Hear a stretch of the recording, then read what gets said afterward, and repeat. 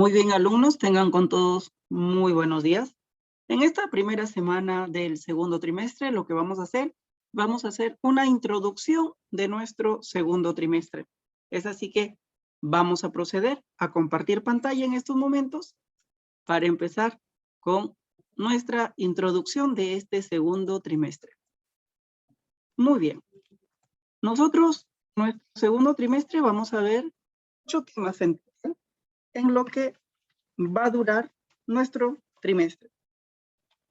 Vamos a empezar con el primer tema, que es la ortografía. Cuando nosotros hablamos justamente de la ortografía, pues vamos a recordar todas estas reglas gramaticales que tenemos nosotros en nuestro idioma castellano para hacer una correcta escritura. Y justamente vamos a recordar las clases de tildes. Y ya sabemos nosotros que tenemos dos clases de tildes. Una tildación general, una tildación especial. Cuando nosotros hablamos de esta tildación general, vamos a ver pues a las palabras agudas, graves, esdrújulas, sobresdrújulas y compuestas. Tenemos que recordar todos nuestros conocimientos super extra archibásicos de cuando estamos frente a una palabra aguda, cuando se tilda, cuando no, una palabra grave o llana, cuando las tildamos o cuando no. Las esdrújulas, ya sabemos nosotros que todas ellas se tildan sin excepción, a igual que las sobresdrújulas, también se tildan sin excepción. Y luego también hablamos de las palabras compuestas, porque también tenemos unas reglas para ver si cuando nosotros unimos a dos lexemas, formando un tercer término que viene a ser una palabra compuesta, y si es de que una de los lexemas lleva una tilde, vamos a ver en qué momento lo pierde o en qué momento lo conserva. Es así que eso vamos a ver en lo que es la tildación general. En la tildación especial, nosotros vamos a ver a la tilde diacrítica, a la tilde diagráfica, enfática y a la tilde rubórica. Hablamos de una tildación especial acá porque justamente no vamos a someter a estas palabras en esta tildación general en las leyes generales de tildación, sino hablamos de una tildación especial porque hay una ruptura de las reglas para hablar de esta clase de tildación especial, porque no precisamente vamos a ver si la palabra es aguda, graves, esdrújulas o sobresdrújulas para utilizar esta tilde especial. También aquí vamos a ver lo que es la ortografía grafémica. La ortografía grafémica, hay que recordar que estudia el uso correcto de las grafías o letras. Tenemos también la ortografía léxica. Y la ortografía léxica se entiende por la ortografía léxica el uso adecuado de las palabras basándose en dos criterios. En el de la corrección escritura de su forma y en el de la escritura con propiedad significativa, ¿cierto? Léxico, lo que significa. Luego también vamos a tener a la ortografía sintáctica o de la oración. Y esta ortografía estudia el uso correcto de la aplicación de los signos de puntuación en un texto escrito, es decir, cuando utilizamos una coma, un punto y coma, un punto y aparte. El estudio de los lineamientos de la ortografía puntosintáctica es muy relevante para el mejoramiento de nuestra redacción de textos, ¿cierto? Cuando nosotros vamos a identificar si separamos a una idea de la otra para que tenga una coherencia y una cohesión el texto que nosotros elaboremos. También vamos a hablar del acento. Recuerden de que todas las palabras tienen un acento porque hablamos de un acento de esa sílaba tónica, de esa sílaba que tiene la mayor fuerza articulatoria que la tienen todas las palabras. Recuerden, si bien es cierto, no todas las palabras llevan una tilde, pero sí todas las palabras tienen acento. Luego vamos a hablar nosotros en el tema número 2 de la morfología de la palabra. Nosotros hay que recordar que la morfología es la ciencia que estudia la estructura de la palabra. Vamos a recordar que la palabra está compuesta por un significado más un significante, ¿cierto?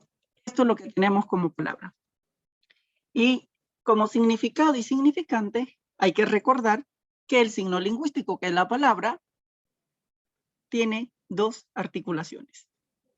Todos nosotros, antes de hablar, primero pensamos. Entonces, cuando yo pienso, traigo a mi mente a las unidades mínimas dotadas de significado, que vienen a ser los monemas. Entonces la palabra está compuesta por monemas. Son los monemas, unidades mínimas dotadas de significado, que se dividen en lexemas y morfemas. Vienen a ser los lexemas vienen a ser la raíz de la palabra, es decir, esa unidad mínima dotada de significado que tiene la mayor parte del significado de una palabra. Y en los morfemas, pues, hablamos de estas unidades mínimas dotadas de significado que se van a unir a un lexema aportándole una significación.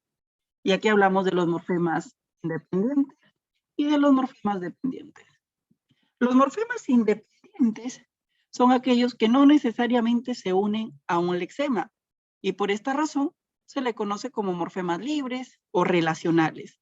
¿Quiénes cumplen esta función de morfemas independientes, libres o relacionales? Pues tenemos a las conjunciones, a las preposiciones, a los artículos, que ellos no se van a unir a un lexema. Y en los dependientes, pues tenemos nosotros aquí a los morfemas derivativos y a los morfemas flexivos. A los morfemas derivativos también nosotros los conocemos con el nombre de morfemas facultativos o morfemas afijos. Y estos morfemas derivativos, facultativos o afijos se dividen en tres clases, ¿cierto? Tenemos a los prefijos, sufijos e infijos. Y los morfemas flexivos pues son aquellos que en la palabra nos aportan accidentes gramaticales, género y número. En el caso de los sustantivos y de los adjetivos, porque en el caso de los verbos me aportan número, persona, tiempo, modo, voz y aspecto. Es por ello de que en los verbos los conocemos como morfemas flexivos verbales o desinencia verbal, así los conocemos, o también como morfemas amalgamas, porque no me aportan un solo significado, nos aportan 6 significados en el caso de los verbos. Veamos ahí la palabra jardinero, que ha sido dividida en unidades mínimas dotadas de significado, como podemos observar. Porque hemos de jardinero en jardín, porque justamente deriva de ahí, de jardín, jardinero. Por lo tanto, jardín viene a ser nuestro lexema, porque es la que tiene la mayor parte del significado de la palabra. Lo hemos separado así, porque tiene el significado de que se trata de un oficio, viene a ser aquí lo que es un sufijo, y la O hemos separado porque aquí me está dando el significado de que es una persona de género masculino. Entonces un morfema flexivo que me indica género masculino en este caso, ¿cierto? Un morfema flexivo. Y esto es lo que vamos a analizar nosotros en el tema número 2 como morfología, la palabra. En el tema número 3 vamos a ver lo que son la formación de palabras. Justamente nosotros, cuando hablamos de esta formación de palabra, vamos a hablar de la imitación, que da lugar a las onomatopeyas. Vamos a hablar de la derivación, que consiste en la adición de un morfema derivativo a un lexema para crear derivados de la palabra primitiva. Y la palabra derivada podría tener las siguientes estructuras, ¿no? Lexema más sufijo, prefijo más lexema más infijo más sufijo. Y si tenemos en cuenta la clase gramatical de la palabra primitiva y de la derivada que se origina, en aquella podemos distinguir entre la derivación endocéntrica y la derivación exocéntrica. Una derivación endocéntrica es cuando la palabra derivada es de la misma categoría gramatical de la primitiva.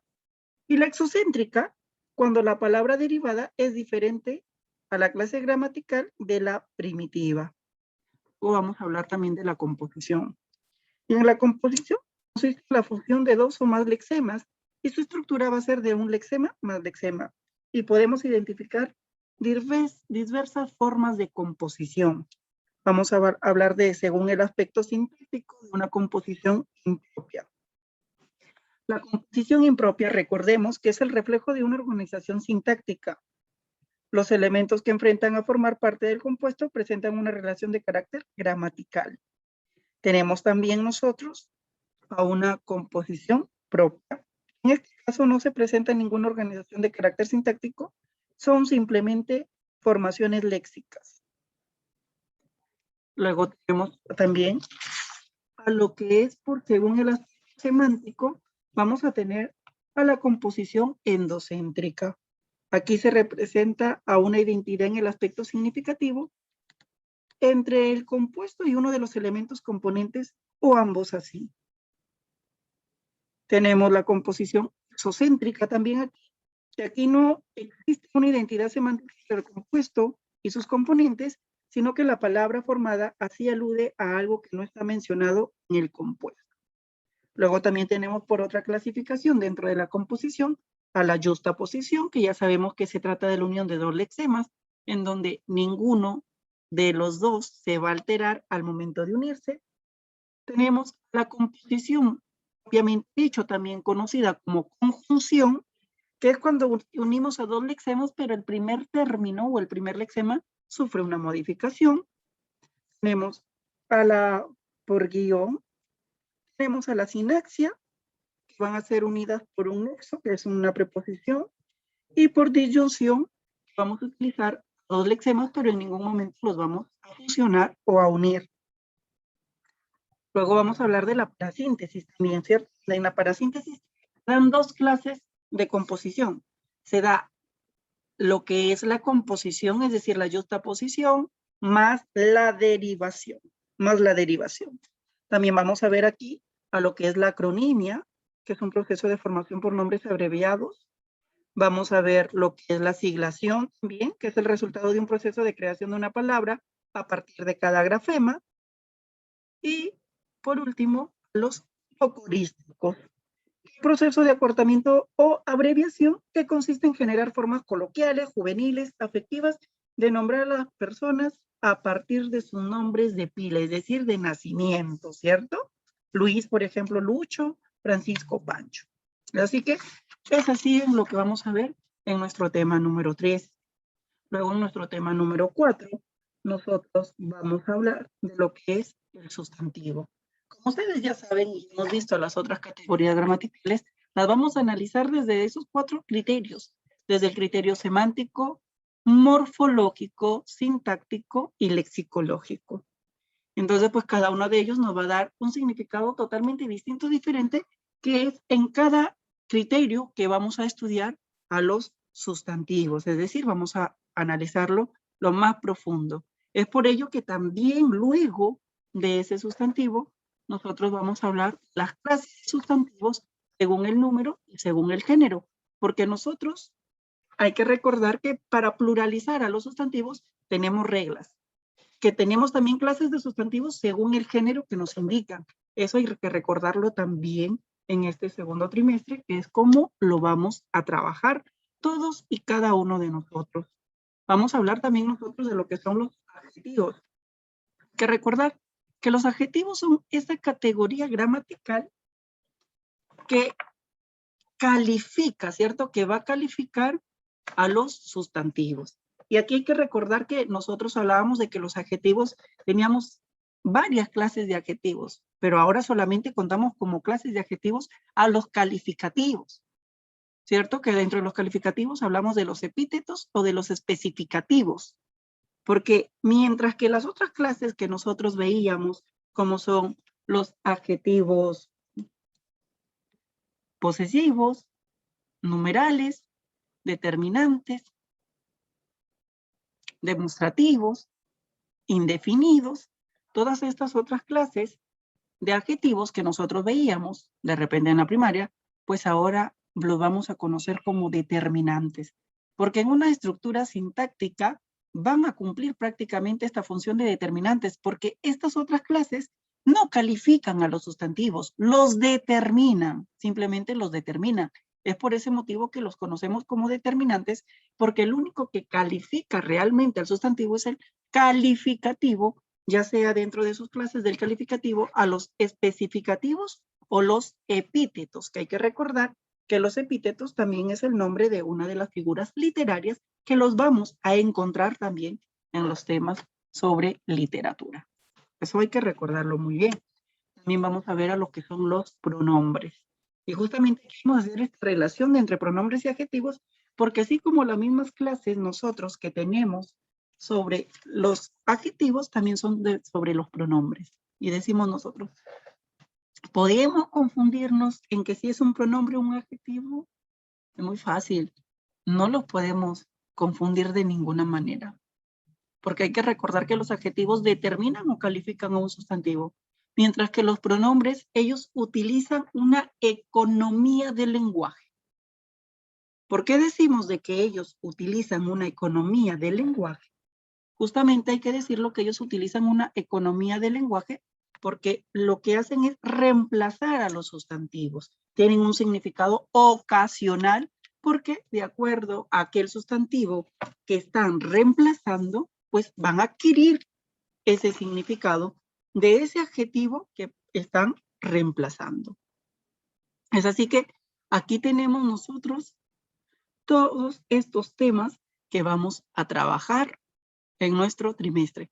Es así que ya lo saben aquí que se los estoy dando a conocer en esta primera semana del primer trimestre para que ya tengan ya ustedes prácticamente su temario de qué es lo que vamos a ver y irse adelantando en la investigación sobre estos temas para que en clase puedan participar y se lleve una muy buena clase con la participación y preguntas de cada uno de ustedes.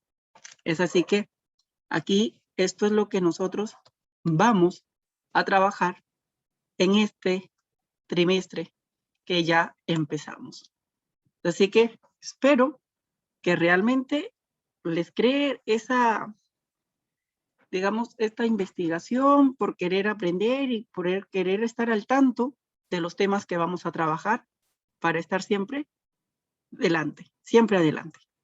Espero que tengan un buen inicio de semana y nos reencontramos en nuestras clases. Hasta luego.